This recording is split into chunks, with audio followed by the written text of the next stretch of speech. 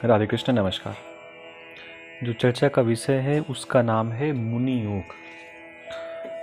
नाम से ही कुछ थोड़ा सा इंडिकेट हो रहा है कि मुनि योग क्या होता है। देखिए, मुनि योग का मतलब महात्मा से, सन्यासी से है।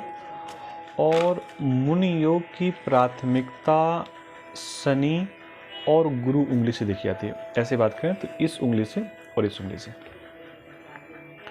सबसे पहले जिनका मुनि योग होगा उनकी शनि की उंगली बहुत अच्छी होगी। अब अच्छी उंगली कैसी नहीं होती इसके बारे में चर्चा करिए। देखिए, इस उंगली को आप ध्यान से देखेंगे तो कंफर्म होगा आपको कि ये उंगली जो है मध्यमा की जो उंगली टेढ़ी है। उसी के बगल में अगर आप सूर्य की उंगली की बात करेंगे तो ये उंगली आपको सीधी दिखाई देगी। तो सीधी उंगली अपने आप में अच्छी होती है। टेढ़ी उंगली का जो मतलब होता है, उपयोग होता है, वो उतना श्रेष्ठ नहीं होता। तो अगर किसी के हाथ में मुनि उंगली का योग बन रहा है तो ये उंगली भी सीधी होगी। अब आपको कंफर्म शायद हो सकता है ना भी हो रहा हो, लेकिन सीधी का मतलब कहाँ से मालूम पड़ेगा? नाखून से मालूम पड़ेगा। चलो थोड़ा सा इसको हम जूम करके दिखाते हैं आपको, और उससे आपको कंफर्म हो जाएगा। अब आपको समझ में आ रहा होगा। सीधी टेढ़ी अगर और समझना हो तो अगर आगे से नाखून आपका बराबर होगा तो उंगली सीधी है, आगे से नाखून अगर टेढ़ा है तो उंगली टेढ़ी है। क्योंकि हो सकता है आगे से नाखून सीधा भी हो, लेकिन जब टेढ़ा होगा तो उंगली टेढ़ी होगी तो नाखून आपको टेढ़ा दिखाई देगा। तो ये दोनों उंगलियां आपकी ठीक होनी चाहिए। उसके बाद बात करते हैं गुरु की उंगली की।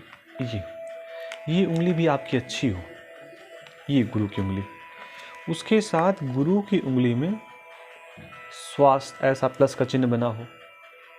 ये प्लस का चिन्ह कैसा होता है आपको थोड़ा सा दिखा सकते हैं। अगर आपको दिखे इस हाथ पे तो गौर करेंगे तभी दिखाएगा, क्योंकि कुछ गुड़ रेखाएं होती हैं जो कई बार बड़ा देखने के बाद समझ में आती हैं। जैसे प्लस का चिन्ह की बात करेंगे तो अब देखिए, ये उंगली आपकी रेखा आगे जा रही है ऐसे। उसके बाद जो ये रेखा यहाँ पर है इसी को गौड़ रेखा बोलते हैं। कंफर्म करने के बाद मालूम पड़ता है कि ये रेखा यहाँ से निकल करके यहाँ तक जा रही है। अभी दोनों चीज़ें आपको समझ में शायद थोड़ी सी कम आए, इस बात को मैं मान सकता हूँ। लेकिन यहाँ से एक रेखा निकल करके ऐसे जा रही है और उसके बाद ये रेखा ऐसे आगे बढ़ रही है, ये तो आपको दिख ही रहा है। ये रेखा आप यहाँ पर है। इस रेखा की बात करेंगे तो ये रेखा थोड़ा सा आगे जा रही है और इसमें भी इस प्रकार का साइन बना हुआ है। तो लगभग बना कैसा साइन, अगर हम आपको अपने हाथ का चित्र यहाँ पर बना करके दिखाएं आपको। अब देखिए, अगर इतना साफ हाथ होता तो हम खुद ही बहुत बड़े अधिकारी होते, बड़ी जॉब में होते। लेकिन जब थोड़ा सा दिखेगा आपको, देखिए हम इस रेखा की बात कर रहे हैं, इसको हमने ऐसे बना दिया, आपको दिख नहीं रहा है मुझे लग रहा है, ठीक है ना।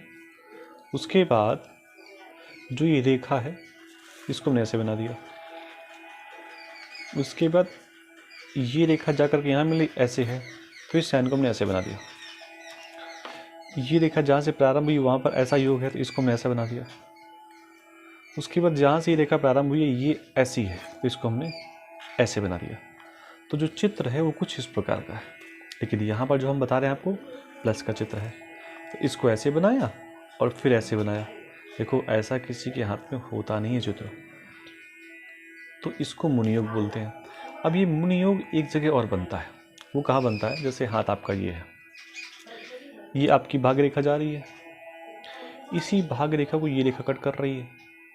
देखो, अब जी ये ऐसे कट करेगी और एक ऐसे लाइन इसको समझेंगे, एक ऐसे समझेंगे, इस लाइन में से इसको ऐसे समझेंगे, ऐसे समझेंगे। तो ये भी किसी प्रकार से मध्य में प्लस का चिन्ह बनता है, कई लोगों के हाथ में होता है। तो ये भाग्य का स्थान होता है, उसके बारे में फिर कभी चर्चा करेंगे।